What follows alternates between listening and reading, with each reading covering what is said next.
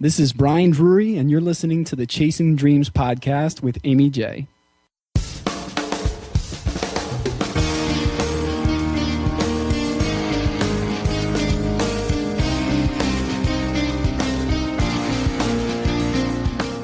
Welcome to Chasing Dreams podcast with Aimee J.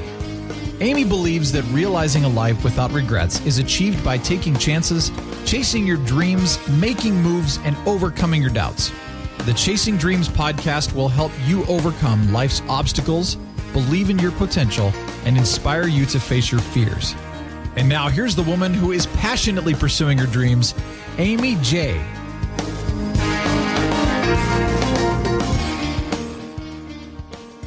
Hey Dream Chasers, this is Aimee J, and thank you so much for tuning in and listening to episode 44 of Chasing Dreams. I have a wonderful friend to show you guys today and introduce him to you. His name is Brian Drury. He's the founder of Overcoming Graduation, LLC, the creator and host of the Overcoming Graduation podcast, and author of the #1 Amazon bestseller, The First Step. He's an avid traveler, having visited 16 different countries, and has created a life where he gets paid to travel while building his personal business. He recently launched his group coaching program to help his clients get clear on their purpose, set massive goals, and achieve them. At just 26 years old, Brian is working to show young adults that they can create the life of their dreams by thinking differently, taking action outside the box, and discovering what really drives them at their core. And I'm lucky enough to have him on the show. Brian, how's it going? It is going great. I'm feeling awesome today, and I'm very excited to be here. So thank you for having me. Yeah, absolutely. So when I heard Brian's story, as with every other dream chaser that's been on the show, I knew he had to be on here. And there was no doubt we were able to get the schedules to work out. Brian, why don't you tell the listeners a little bit about your story, about your background? Sure, absolutely. So my story, again, is something that I think is pretty typical for the young adults and for the millennial generation. And at a young age, I realized that we were being told a story, but a story that I feel is kind of incomplete. So we're all told from a very young age, go to school, get good grades, go to a good college, get good grades, get a good job. And the story just kind of leaves off there. Oh, sure does. Yeah, and for me, I realized very quickly once I reached that step of the story in graduating from Penn State and stepping out into the real world, it became very obvious that the story that I anticipated, which was follow these steps, check these boxes, and then life will just figure itself out and all your dreams will show up at your front door. But the reality was very different. So when I moved out to Wisconsin to start my first job out of school, I had a lot of questions, but at first they just got blocked off. It was a new place, new people. I'm going out, I'm going to parties, I'm meeting people. But those questions of like, who am I? What impact do I want to make on this world? And what is it I really want to do with my life continue to be kind of knocking at the door, but I was just refusing to let them enter. And eventually one day the trigger that got me into the world of personal development was watching Sean Stephenson's dance party with Aimee. Are you familiar with Sean Stephenson? Yeah, he's a great guy. Yeah, he's a good friend of mine now, and at that point I'd never met him, but now he's a good friend. I get to see him at least once or twice a year, but at that point I had no idea who he was. I was feeling kind of lost one day, feeling down, feeling lonely in a place, not feeling like I had any deep friendships or connections close to me. All my good friends were back home.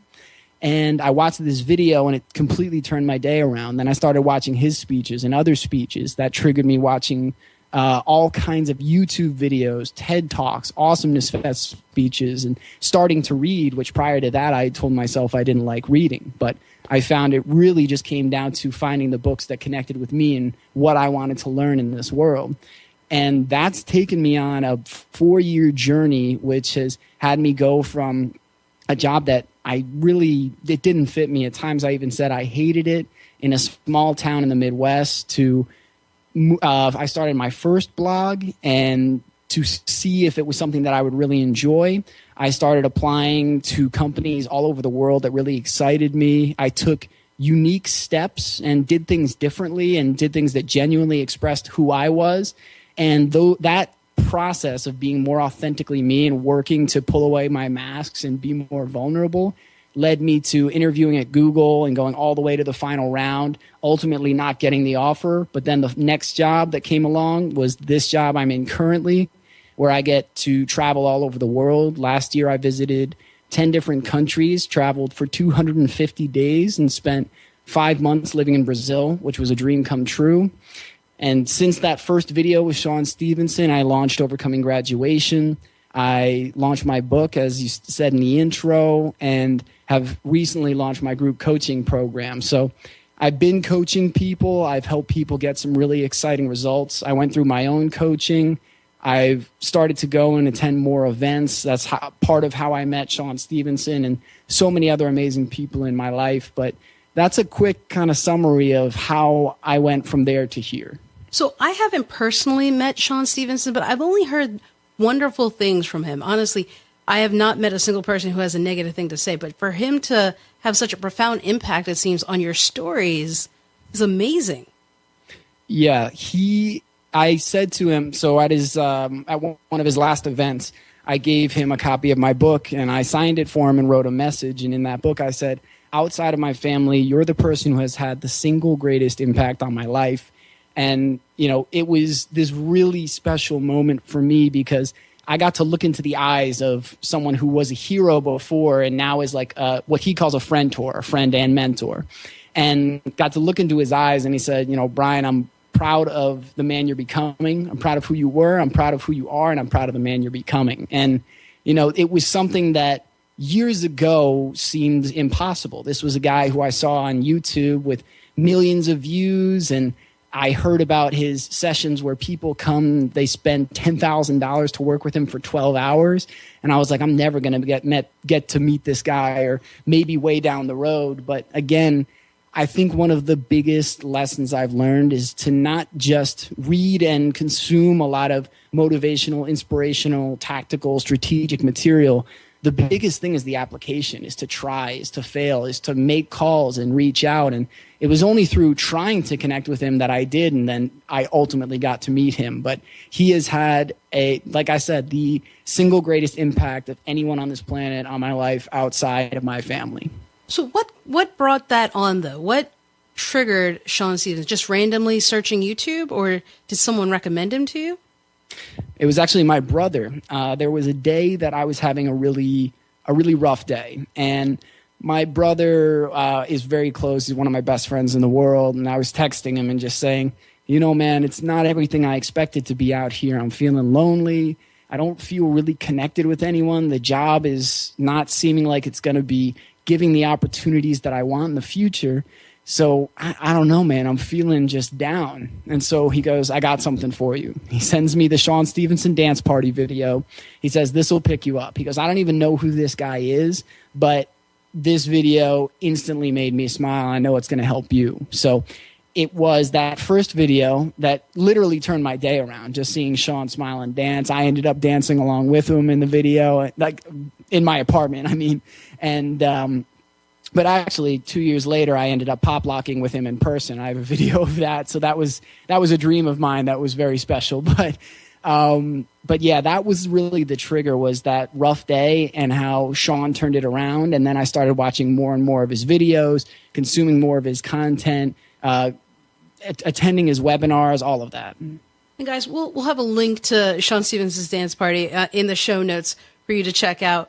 But that's amazing. So, it was a trigger for you, right? So this has changed your mind, your way of thinking. You met him, and then you kind of went on this positive spin because, that day you were down and you were talking to your brother, there's one of two ways to kind of look at things. And we talked about this offline a little bit. Have you always kind of leaned towards that positive viewpoint versus the woe is me, world is after me kind of thing? I'll say it's varied throughout my life. I've always been a positive person at my core.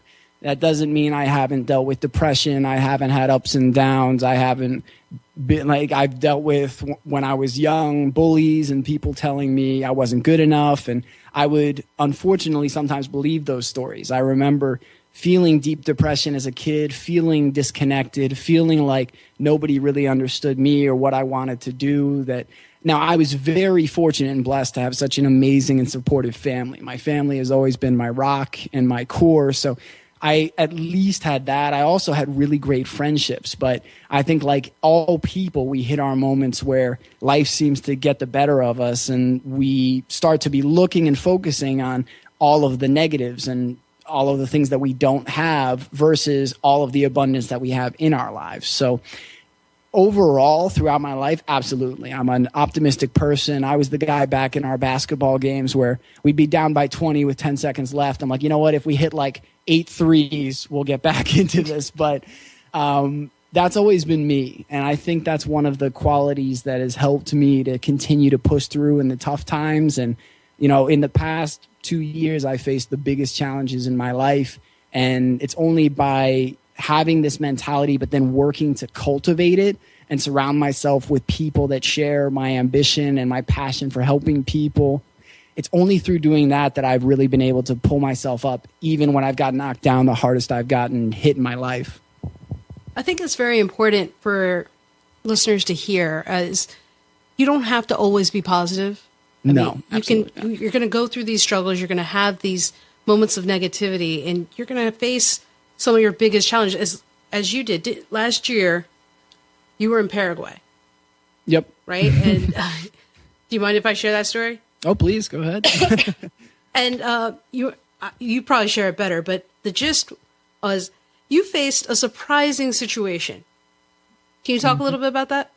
Sure, absolutely. So this is one of my crazier travel stories. And for anyone who has got the travel bug like I do, you know that inevitably when you start to explore and go see new places and try new things, interesting, wild things are going to happen. Now, this I'd say is probably one of the worst. Yeah. But, so I was living in Brazil. So like Aimee had said at the beginning of the show, I work full time and I'm building Overcoming Graduation and this podcast and everything on the side. So I was living in Brazil on a special project with the company I currently worked at. And absolutely incredible place. It's one of my favorite places in the world. I highly recommend it. And we had a work trip where we're going to fly to Paraguay at night, get there very late, sleep for a couple hours, visit a vendor, eat lunch with them, drive back to the airport and come home. And on the way to the airport on the way to the facility, so we landed, slept, and we're on our way there. Literally, we were supposed to spend 13 hours there total from touchdown to takeoff. And on the way to the plant, I ended up getting appendicitis. And this took me on one of the craziest journeys.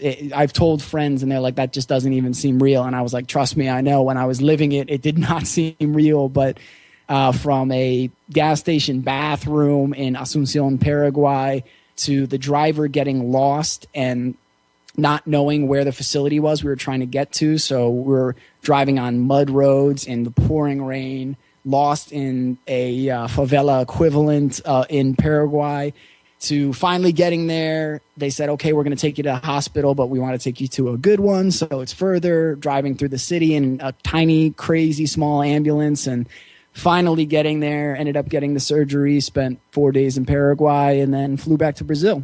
You can't make this up. You could have, honestly, don't be surprised, guys, if he comes out with a Lifetime movie or something based on real life experience with Brian Drury. I mean, what were you thinking in that time period? Well, I'd say the one challenge for the Lifetime movie is finding a ginger. So, we're rare. The ginger actors are rare. But hey, Rupert Grint is out there. Maybe Ed Sheeran will do like a singing melody thing and acting. He's one of the good ones out there for us. But we can put a search out. You're right. So for me, the thoughts, and again, a lot of the big challenges that have come about in my life in the recent years, I've been able to manage them and handle them a lot better because of the work I've been doing in personal development, in training my body physically, in practicing meditation and working on stress relieving techniques. on working on more effectively communicating so that I'm not holding on to anger at someone when they don't even know what I'm thinking or feeling. So all of these things helped, but I think anybody who's been pushed to kind of the brink of their current realm of knowledge knows there's a point that you hit where pain gets so extreme and intense that all thought and kind of logic and reason goes out the window, and really you're just focusing on breathing. So at this point, anyone who's had appendicitis or heard the stories knows it gets very, very painful very quickly. But I was fortunate because we caught it very early. The doctors told me there's 3 stages, and stage 3 is like at the point of rupturing, and stage 1 is it's starting to expand. We actually caught mine in stage 1. So although it was very painful, it was not nearly as bad as it would have been in any of the higher stages.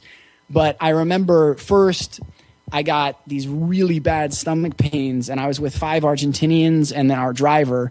And at first I felt these really bad pains. So I like reached in my bag and grabbed some stomach medicine, and they were kind of joking with me like, oh, you okay? Oh, look at that big medicine bag he's got. But then they saw like I couldn't really talk because all of the muscles in my stomach and my lower back were cramping so hard that I could barely speak. And I do speak Spanish, so language was not the barrier. It was the pain at that point. And they said, what do you need? What do you need? And I was like, we just need to get to the plan. They're like, it's about 15 minutes. And then I just said, baño. And they're like, oh, there's a bathroom at this gas station. I said, great. So we stopped there, and I'm like, oh my God, gas station bathroom. I'm thinking about every pit stop I've ever been to on road trips. I can't even imagine. And we're driving through Asunción, and for anyone who doesn't know, Paraguay is a third world country, and the Asunción is the largest city. It's the capital, but we were in some pretty rundown parts of it. And so I'm just thinking, I can't even imagine what I'm going to see. But we get in there, and ultimately it's one of the cleanest truck stop bathrooms I've ever seen, and thank God. But I'm sitting there like, when you mentioned what was I thinking, I remember distinctly in this moment, I'm sitting there like hugging this toilet. I have the vice president of procurement from Brazil dabbing my neck with a wet cloth. There's another woman who works at the company as well, who was from the Buenos Aires office, and she wanted to. Part of the reason I love Latin people so much is they're so helpful and affectionate, and she wanted to help so desperately, but I just needed time. I just needed to just sit there and like work through this. And so she kept running in, and she called me Bri instead of like Brian, because of her accent. She was like, right. Bri, do you need water? And I was like, I just kind of waved away. I said, Bri, do you need medicine? And I was like, no. And so, I mean, I'm just sitting there. I'm hugging the toilet. I hear thunder and lightning outside. Some of the rain is kind of spattering in through the window. And I'm just sitting there. And for a moment, I just remember leaning back and going, really, God?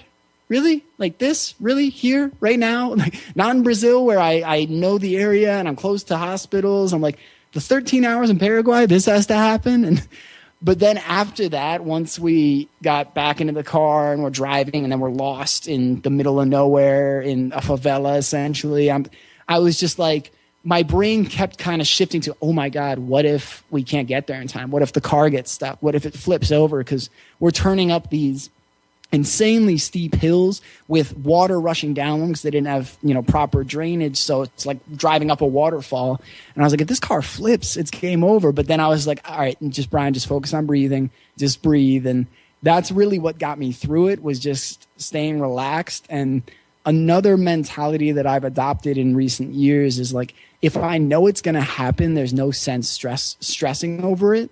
So when I went skydiving, people asked me, were you scared? And I said, leading up to it, I was definitely nervous. But once I got there, I was like, listen, I'm going. I already paid. I'm, all hooked up here. So I'm going to jump out of a plane today. So there's no sense in getting all stressed out about it. So when I got to the hospital. I'm sorry. It's very easy to say that. I'm imagining myself. I'd be in a panic. Sorry. Well, we all have our things, though. Right. Yeah. True. Like heights and stuff like that. That's, I guess, not a high level fear for me, but I will say that mindset has definitely helped. It's, we spend so much time worrying and stressing over things that are inevitable or things that we're not even sure whether or not it's going to happen. And we waste so much energy on these things when really we could just be enjoying the current moment, and then we'll see what happens when it comes. And when I was in the hospital, they said it's very probable this is appendicitis. And I just said, okay, I'm just going to take it as it comes. And whatever it is, it is. And they said I had two options. They could give me a kind of a relaxing medicine. I could go on my flight back to Brazil because it was about 3 hours from that time, and I could get in an ambulance in Sao Paulo and go to a hospital and get the surgery there, or I could just do it in Paraguay. But they're like, but either way, you've got to get the surgery. And I was like, I can't even imagine leaving a hospital when I'm, took all this time to get here, right, and to go through all of that. So, but when they said it's appendicitis, I was like, let's just do it and let's get it done and let's take care of this. And some people were like, oh, Brian, that was really brave of you. I'm like, it wasn't brave at all. It was just this is what needs to get done. Let's do it as quickly as possible. In fact, I was trying to avoid pain. I was like, I know if I wait longer, I'm probably in for a lot more pain. So let's take care of this as quickly as possible so I don't have to deal with that. And thankfully, everything worked out for the best in the sense that you're better today. Right. You recovered from that incident. The reason I wanted to share that story is everyone's gone through some kind of experience, hopefully not as painful as you went through. But you're still traveling. You're still doing this stuff. And that experience, that painful experience, didn't that deter you? Did you ever have a moment where you thought, this could happen again randomly, but, Yeah, I fortunately with the I was like, I'll never have to worry about the appendix again. But yes, it was interesting though, because in a weird way, this was very comforting for myself and my dad in particular, because my dad was like, I love that you travel. I love that you explore. He and my mom met while they were both traveling in France. So travel is a huge part of our family. We love it. But he said, as a dad, you worry, like, what if he gets sick in one of these remote places that he's visiting? And I've been to some thanks, Dad. Yeah. Well, I understand it. I understand where he's coming from. And, I've had a number of different, stomach issues or things that have come up as I've been traveling. I've had colds and fevers. So it's happened. But the reality for me was, because I've been so fortunate to travel as much as I have, and because I've really worked to make it a priority in my life, I knew that there's a risk that bad things are going to happen. And part of the best thing about travel is that what you're doing is pushing yourself out of your comfort zone. And there's a quote that goes, the only real growth comes when we push ourselves out of our comfort zone. And my first experience with travel was when I studied abroad in Spain. And that was just the most life-changing thing I had experienced up to that point, because it opened my eyes to new cultures, new ways of living. And during that time, I had ups and downs. I had good and bad days. There were times I was hopelessly lost or in a city late at night with nowhere to stay. And yeah, bad things happen. But at the same time, you're putting yourself out there so much more and opening yourself up to so many greater things. So it's like anything else in life. It's the more you put yourself out there, the more you feel like you're risking. But the reality is, the more that you put yourself out there authentically and vulnerably, and you work to do the things that you're meant to in life, the more that these things will start showing up, that you'll have these opportunities, that you're putting yourself in a place that amazing things can happen. So I definitely had those thoughts again, especially because I was dealing with another stomach issue shortly after, which I just resolved, getting my gallbladder removed now. But there was fear, but it's like anything else. My coach used to say to me, fear is not the absence of fear, but I'm sorry, I'm botching the quote here. I was trying to think how that would go.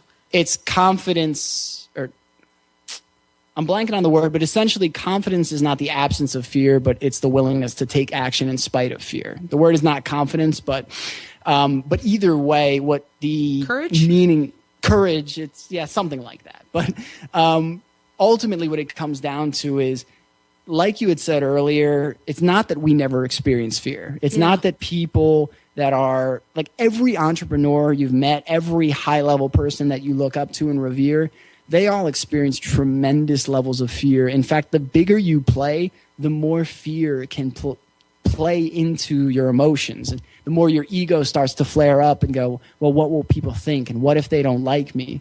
But the reality is the fear is something that we create, something we choose to either accept and let it limit us, or something we push through. So through my coaching and through my own growth, I've been very afraid. And there's lots of times I'm afraid. I'm not sure what's next. I'm not sure where to begin, but I just decide to take that first step. And because of that willingness to put myself out there, amazing things have happened.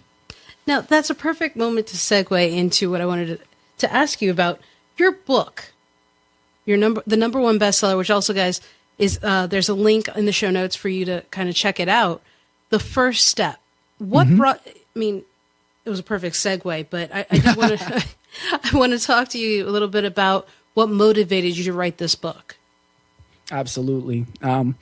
So writing a book was always a dream of mine. Ever since I was a little kid, it was something that would pop up in my head, and I'd say, "Man, one day I'd sure love to write a book." And I didn't know when that day was. I didn't know when would be the right time, but I just said, you know what? In the future. And I think most of us have some dream that we continue to push out into the future with no real clarity on when we're actually going to start taking action. And like we've all heard, there's no better time than now. So when I moved to Wisconsin and I was living out there, I had a lot of free time outside of work because, to be honest, there was not too much going on. And I had to find activities that excited and engaged me and helped me like this place. But I said, you know what, Brian, what do you want your life to be about? And so I'd started getting into this personal development world and started challenging my beliefs and started saying, what do I really want? What could be possible if I started putting my mind to it? Because I was like, I may not be the smartest guy, but I work very hard and I can figure things out. So what is it that I want to do? And the book was one of the first things that came up. And I distinctly remember there was a day where I was in my apartment and I was watching TV and a commercial came up with a guy who had his book. And of course, like TV commercials, he had like a mansion and stuff. But I was just more like, man, wouldn't it be great to write a book? And then this voice popped up in my head, this positive voice. And I was like, well, what's stopping you from writing a book right now? And then this negative voice came back and was like, oh, well, I mean, you don't know how to write a book, and how would you edit it, and how would you distribute it, and you don't know all this stuff, and that's a lot to take on. So this is probably like impossible, and books are written by people who are older. So you know what, just don't even waste your time. And I went, oh yeah, you're right. Okay. Couple days or a week later, same question comes up. What's stopping you from writing it? Those negative voices come back. But then the positive voice answers again and says, no, I'm saying what's stopping you from writing it? Like literally sitting down and writing it. Not all the other steps, not distribution, not promotion, not advertising. What's stopping you there? And it kind of was this moment where I was like, okay, Brian, if you really want to be the owner of your happiness, you've got to own your thoughts and your ideas. And in this moment, you can either take ownership and just acknowledge the truth that you could write a book right now, or you can continue living in a victim mentality and tell yourself, well, I'm not good enough, or no one will like it, or how could I get this out to the world? And so I said, okay, you're right. And even with that realization, which was profound, it still took me, I think another 2 weeks before I actually started writing. So one of the biggest things I'll say to your audience is if there is an idea or if there is something burning inside you that you want to do and you want to get started, do it right now. Like literally drop what you're doing and take whatever is the smallest step that you can take towards that dream. If you don't have an idea, start brainstorming ideas. If you have an idea, write the title. If you have the title, write the first line, because that's how it ended up happening for me. I was tired one day. I said, you know what? I'll start it tomorrow. I had been saying that every day for 2 weeks. I'll start it tomorrow. And then finally that positive voice came back and said, Brian, just write the first line. Because I had been thinking about it every day for weeks, so I already knew how I wanted to start it. And finally I pulled out my computer and I wrote the first line.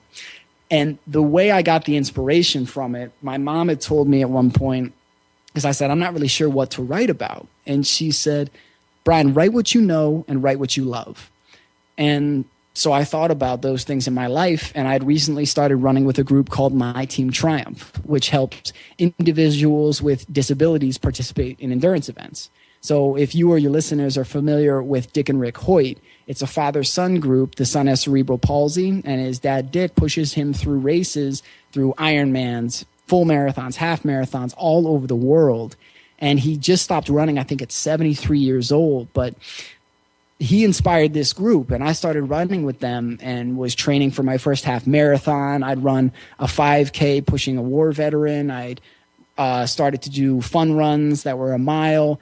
And I'd never been a runner before, but connecting with this group and these amazing people completely changed my life and helped me see a whole new reality. I was in the same place doing the same things day in and day out, but I just had this whole different lens and perspective as a result of running with this group.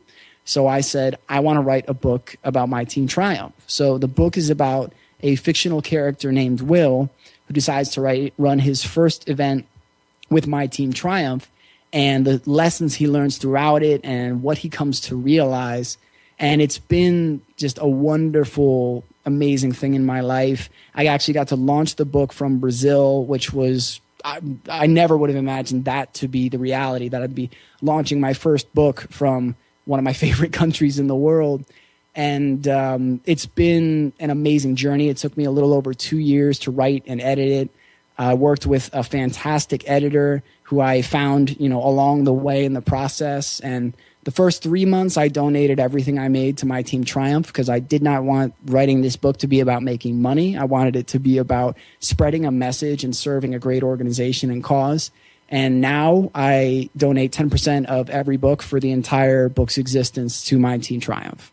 That's amazing. Thank you. I mean, you had several nuggets in there that I really enjoyed. Aside from the fact that you wrote a book for such a worthy cause and you're giving back the way you are, you said something about being the owner of your happiness. Mm-hmm. And as a coach yourself and someone who's been on both sides of the coaching life, do you find that a majority of your clients or the people you work with don't really see that, don't really claim ownership of their happiness? I would say yes. And I would say in my case, it was absolutely, I was not fully owning it or fully stepping into that power. And I think it's one of the most empowering and terrifying things to accept, because when you say, I'm the owner of my happiness, I'm the owner of my life, and I'm not going to let anyone else's actions or words or influence dictate how I live and how I go through this experience, it's hugely empowering. There's this part of you that steps up and goes, well, I can take on the world. But then there's the other side of it where it goes, you know what? I can no longer blame someone for me not accomplishing something or me not being where I want. I can no longer look and say, well, the job market's bad, so this. I can't say, well, my parents did that to me, so how could I succeed? It's a really interesting paradigm where you're sitting there and you're like, I'm so empowered, but I'm also terrified. Yeah. And one of the biggest challenges, and I think mindset and how we approach things is one of the most important and critical pieces of how we live our life. That's why two people can experience the same instance. One can say, okay, here's the lesson and I'm motivated. Another can say, well, here's why today sucked. And for me, helping people get clarity on the limiting mindsets and beliefs and stories that they're holding on to and identifying that they are just stories is one of the most impactful things I can do as a coach and a friend, because we so often believe that the life that we're living is what we're given and we just have to deal with it, rather than stepping into that power and saying, I own this and I can create whatever I want in this life. But that means I also have to own the good and the bad. I have to own the areas in my life where I feel I need to improve. And I need to say, I'm willing to let go of the person I was to become the person I've always been destined to be and the person that has always existed inside of me. I think that's one of the biggest things to realize, is that you are enough right now. You are everything you need to be right now. It's just about pulling back those masks and allowing yourself to vulnerably express yourself genuinely in the world. It's only by doing that that you ever fully step into who you are. That's such a powerful statement. I mean, just 3 simple words, right? Owner of your, no, it's that 4 words. It takes away. I'm like, how many words? 4 words, owner of your happiness. 5 if you add own. Okay, whatever. You guys get the point. Own your happiness. There you go. 3. Right. Own your happiness. Yeah. I mean, because it's a very simple concept, but one that I think a number of people, especially those who have dreams and don't chase them, believe in or accept. And they don't even look to the negative part because they can't even get to the fact that they are the owner of their happiness, which brings me to the other part that you were saying that I was like, I didn't want to lose it in the story was the question you asked yourself that, you know, what is stopping you? And so when you talk to your friends, your clients, other people in your research and your travels, do you find more and more people don't really ask themselves that question? Absolutely. In fact, I find most people don't even know they can ask themselves these types of questions. And that might sound strange, but the reality is, you know, in school, when we're being brought up, we're not taught to question our reality and question what it is we want to create. We're taught to ask questions about how do I do well on these tests to get these grades, to get this job or this thing. I didn't have any classes, and I'm sure they exist out there, but I'd say they're few and far between, where there are teachers that are really challenging kids to look inside themselves and see what it is that they want to create. And part of it comes from, like you said, asking those questions about who am I? What do I really want? How can I create that in this world? And what is the best way for me to uniquely and genuinely express this? Because we're so quick to say, and this is one of my favorites, well, there's no money in that. Yeah. And generally, people will say that because they don't know anyone who has made money doing that thing.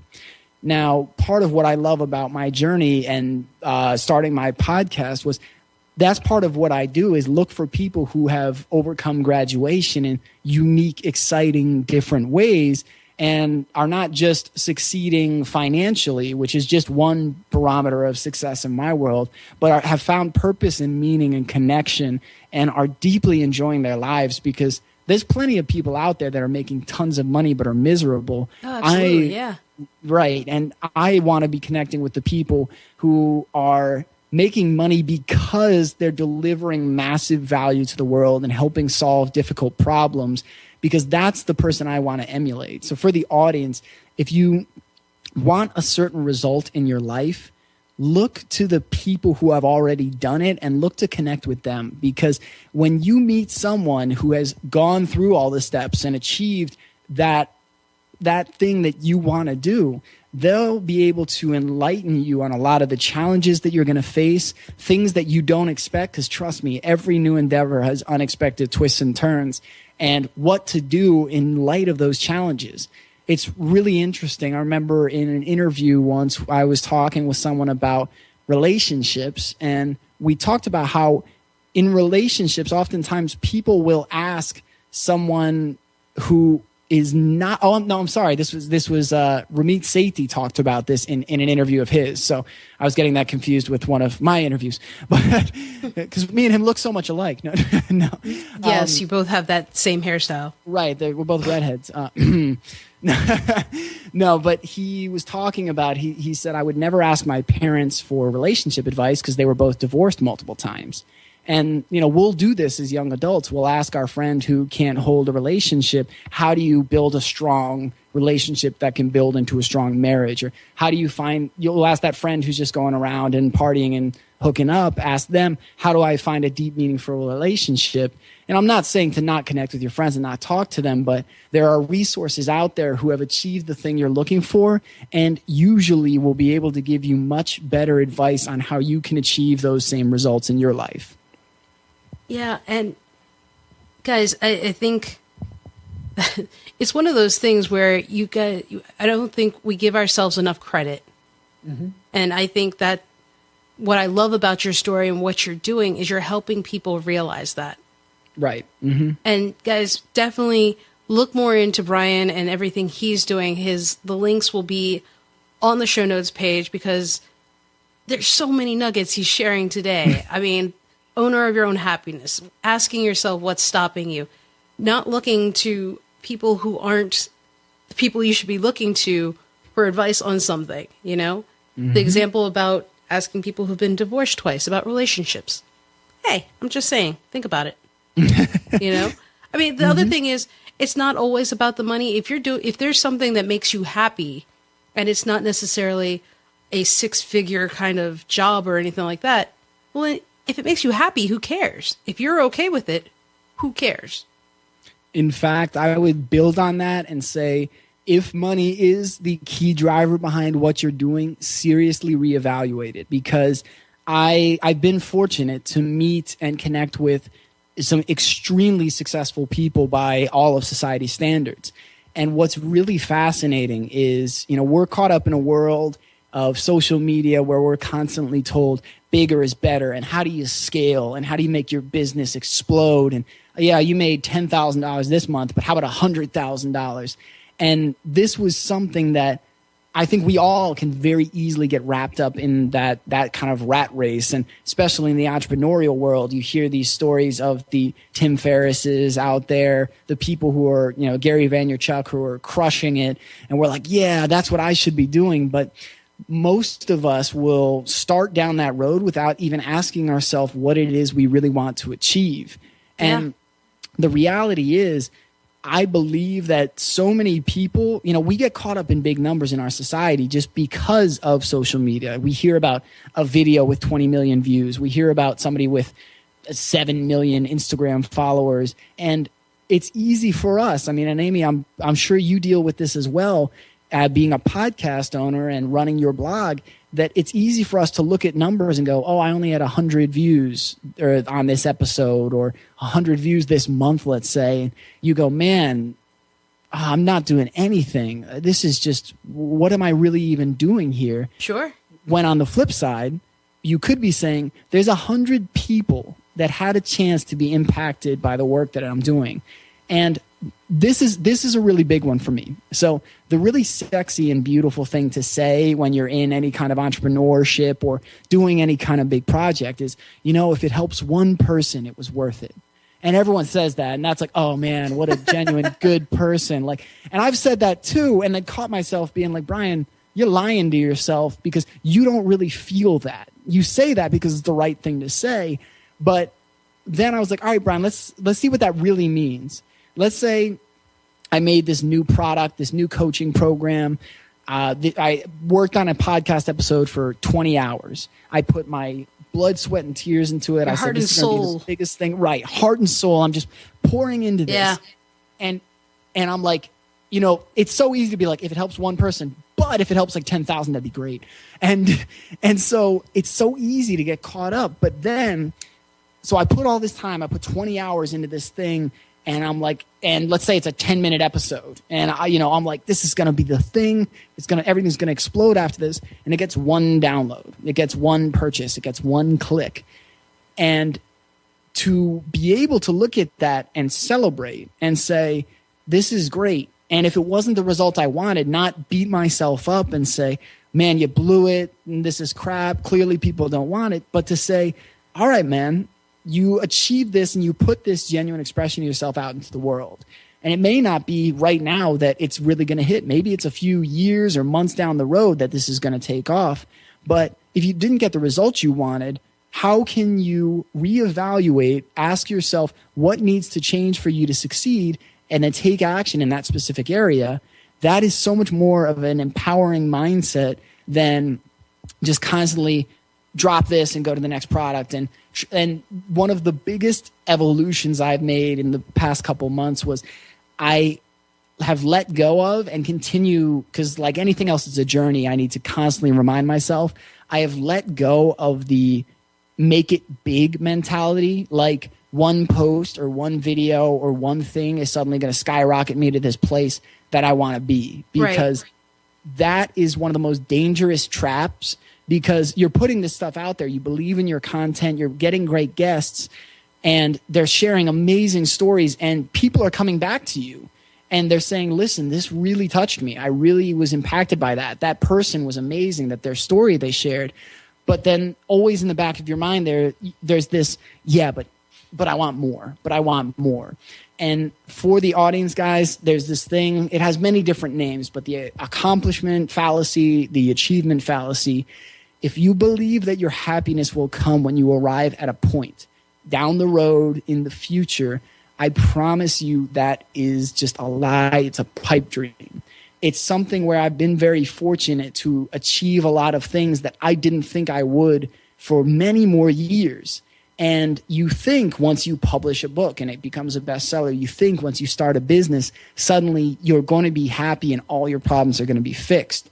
The much more important thing to realize and the much more important work to do, first you have to realize that moment to moment, when you create happiness moment to moment, because you only truly have each moment that you experience, that's how you create a lifetime of happiness. Sure, some of these. Oh, Aimee, do I still have you there? Yep. Okay, sorry, my computer just was doing an update there. But so understanding that moment to moment and looking for the joy and looking to create joy in your day-to-day experience, that's how a lifetime of happiness is created. It's not working for something until you're 40, like you're working towards that milestone and you finally hit it and now your whole life is happy from that point back and forward. That's not how it works. So if there's something that you're telling yourself that once you achieve, you'll be happy, really question that and dig into that. Because for me, the deepest kind of understandings I've been able to achieve about my life and about the world is when I really think something's going to create happiness for me, I ask myself why and who am I really doing this for? Is this really for me and generating a message, or am I trying to impress people? Am I trying to create some sort of image? And if it's any of those other things outside of me building my message and sharing value with the world and expressing myself authentically, I seriously question whether or not it's something I want to be doing at all, because time is one of the most valuable things we have. Yeah, absolutely. So if I continue to push towards this future happiness, my whole life is going to be just looking down the road at that light at the end of the tunnel until I end up at the end of my life. And I'm like, I wasn't happy except for, some brief moments here and there where I achieved big things. And then I was just on to what's next.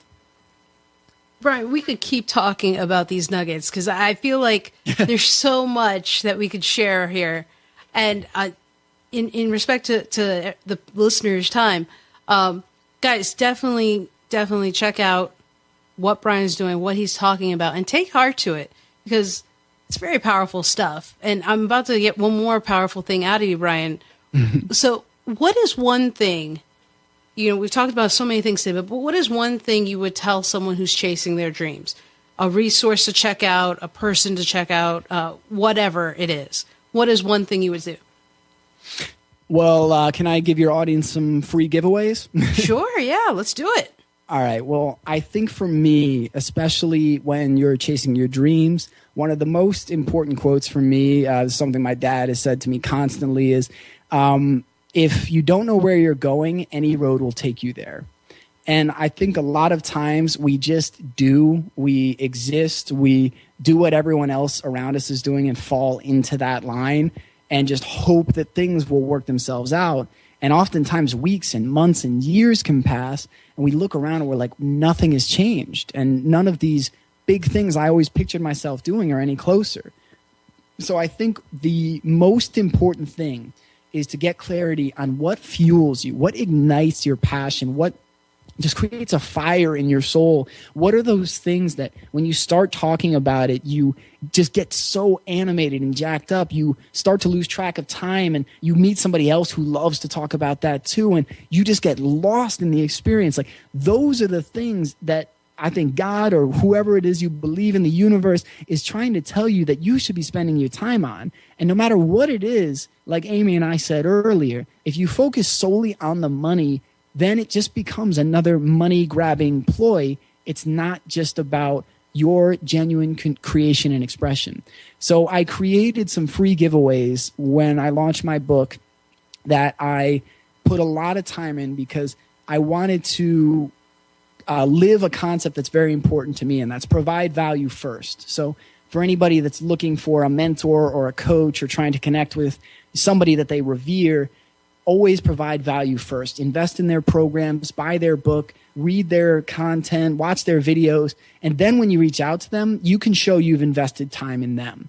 So to live that message of providing value first, before I ever ask anything of my audience, I put together 3 free giveaways with my book. So if you go to thefirststepgift.com, so that's the title of my book, The First Step, and then gift.com, all one word, you'll be taken to a page. That's a landing page. And all you have to do is enter your name and email. There's no sales page. There's no follow-up. There's no funnel. This was just something I wanted to do to give back. And you'll get 3 free giveaways. So the first one is the Passion Finder Dream Job Questionnaire. So over the past 4 years, I've spent so much time talking with people about their dreams, about their hopes, about what they really want to achieve, and how they want to live their life. And this is a collection of the best questions I've found to help people gain clarity on what they want to do and why. Because one quote I love is focus on the what and the why, not the how and the when. So focus on what you want to do, why you want to do it, not how it's going to happen and when you're going to do it. Because focusing on the what and the why gives you the drive to push through those times when it gets rough, push you through those times when you're lost. Because trust me, guys, if you're doing something big that's important to your heart, you will face challenges. But this questionnaire helps you gain clarity and also gives you an idea of how to take action steps to start making those dreams a reality.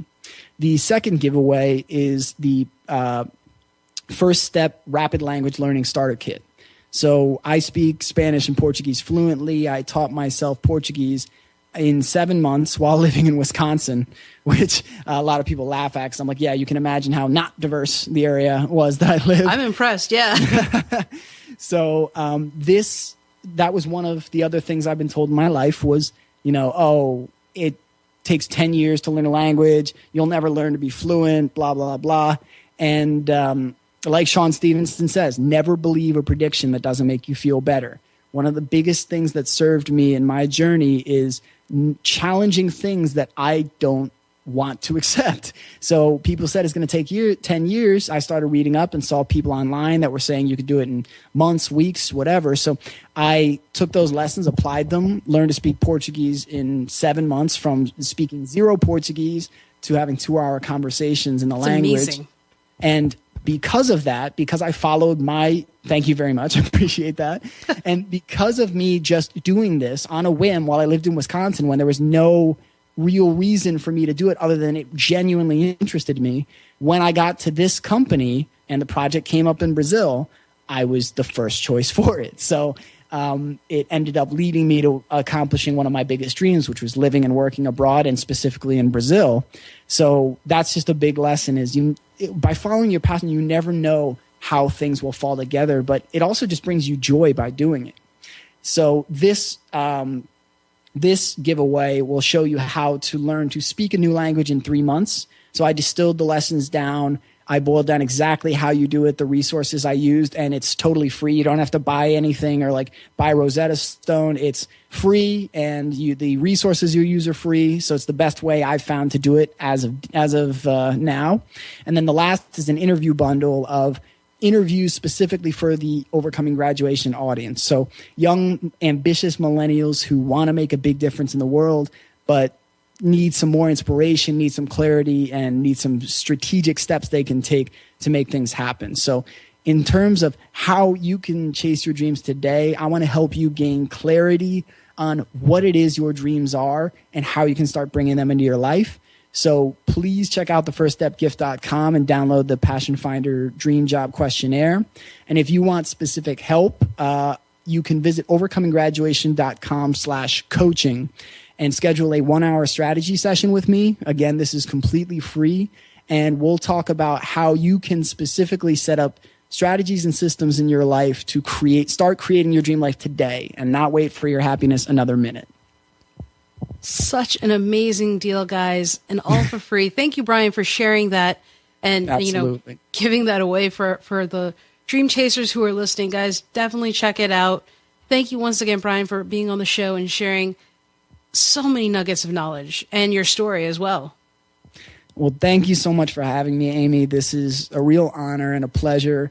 I love seeing people doing things like what you're doing, but I also love that you've taken this very genuine expression of who you are and you're putting this out to the world. So one, I'm excited for you, and it's really great to see people like you pursuing their passion and taking steps and living it. So I want to celebrate you as well, because it encourages me, and seeing all the wonderful things you're doing, it gets me excited. So thank you for having me on, and thank you for being you. And that was Brian Drury.